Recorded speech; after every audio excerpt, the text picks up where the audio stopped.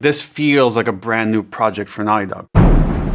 It's probably the scariest thing I've ever done, was try to remake this game, because I'm remaking arguably one of the greatest games ever made.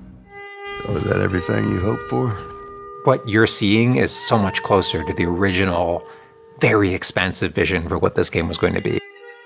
When we were working on the first game, we hit our limit, right? We hit how much the PlayStation 3 could do as far as how dense the foliage could be, the kind of shadows we could have, the lighting models. And now it's like to have all of that really be up like 2 generations past when we first made that game is staggering. Like there's parts where like I just paused the game and like I can't believe what I'm playing.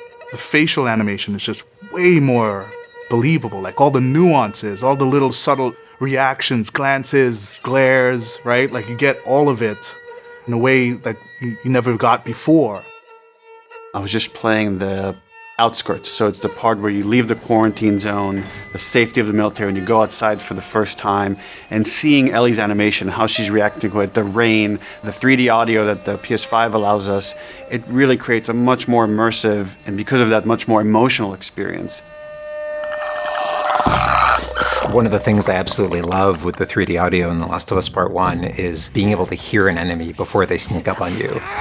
Having that reaction of like hearing, turning, seeing, reacting, it just really heightens that sense of just being grounded. You are in this character, you are in this world.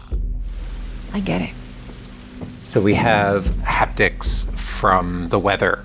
So if you're walking in the rain, you're getting those pitter-patter of raindrops and thunder or snow. So it's what you're feeling on the stick as you're playing the game. Watch out! Playing as Joel with these hunters coming over like a wall and they're trying to like pin me and Ellie. And I'm feeling the haptics as I pull the trigger, feeling the haptics as I'm getting hit. I'm actually, as I talk about it now, I'm like excited to go back and like replay that sequence. I'm way more invested in ways that I didn't think I can feel.